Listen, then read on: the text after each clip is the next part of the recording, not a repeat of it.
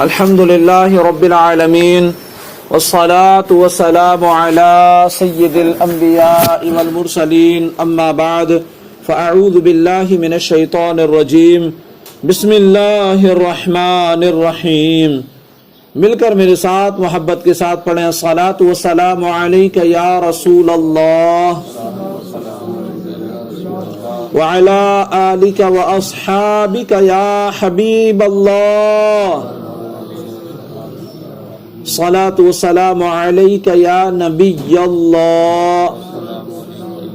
وعلى آلك وأصحابك يا نور الله.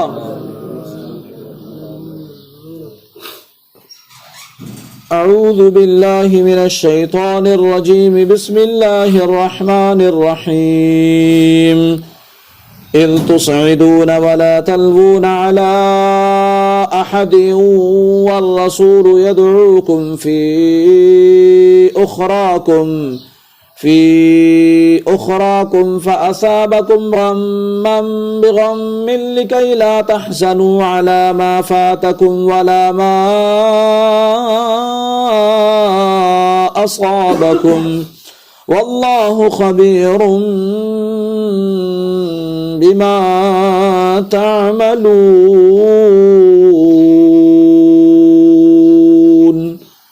صدق اللہ العظیم. ترجمہ کنز العرفان. جب تم منہ اٹھائے چلے جا رہے تھے اور کسی کو پیچھے مڑ کر بھی نہ دیکھتے تھے اور تمہارے پیچھے رہ جانے والی دوسری جماعت میں ہمارے رسول تمہیں پکار رہے تھے تو اللہ نے تمہیں غم کے بدلے غم دیا اور معافی اس لیے سنا دی تاکہ جو تمہارے ہاتھ سے نکل گیا نہ تو اس پر غم کرو اور نہ ہی اس تکلیف پر جو تمہیں پہنچی ہے، اور اللہ تمہارے اعمال سے خبردار ہے، تمہارے اعمال کو جانتا ہے. فَأَصَابَكُمْ غَمًّا بِغَمٍّ، تو اللہ نے تمہیں غم کے بدلے غم دیا. جنگ احد میں جب کفار پیچھے سے آ پڑے تو مسلمان گھبرا کر بھاگ پڑے، مگر سرور کائنات فخر موجودات صلی اللہ علیہ وسلم اور کچھ صحابہ کرام علیہم الرضوان اپنی جگہ سے نہ ہٹے اور ثابت قدم رہے. ثابت قدم رہنے والی جماعت سے دوسری جماعت کو آوازیں دی جا رہی تھیں کہ اللہ عز و جل کے بندو ادھر آؤ، مگر گھبراہٹ اور شور میں یہ لوگ نہ سن سکے. اس آیت میں اسی کا ذکر ہے اور اسی کے حوالے سے فرمایا جا رہا ہے کہ اے مسلمانوں، یاد کرو جب تم افراتفری میں منہ اٹھائے چلے جا رہے تھے اور کسی کو پیچھے مڑ کر بھی نہ دیکھتے تھے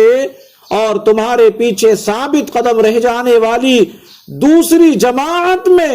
ہمارے رسول تمہیں پکار رہے تھے لیکن تم سن ہی نہ رہے تھے، تو اللہ عز و جل نے تمہیں غم دیا اس لیے کہ تم نے اس کے حبیب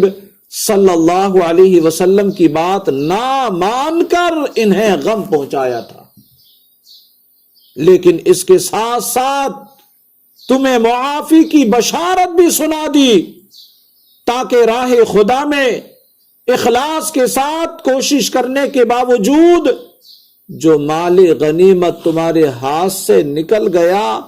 تم اس پر غم نہ کرو،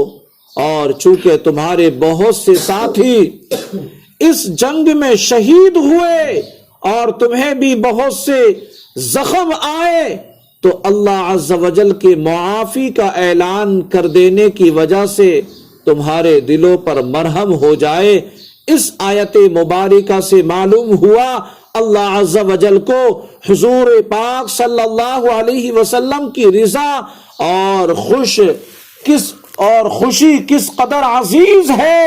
کہ صحابہ کرام کی وجہ سے نبی پاک صلی اللہ علیہ وسلم کو صدمہ ہوا تو اللہ عز و جل نے انہیں بھی صدمے میں مبتلا کر دیا۔ یہ محبوب کریم صلی اللہ علیہ وسلم سے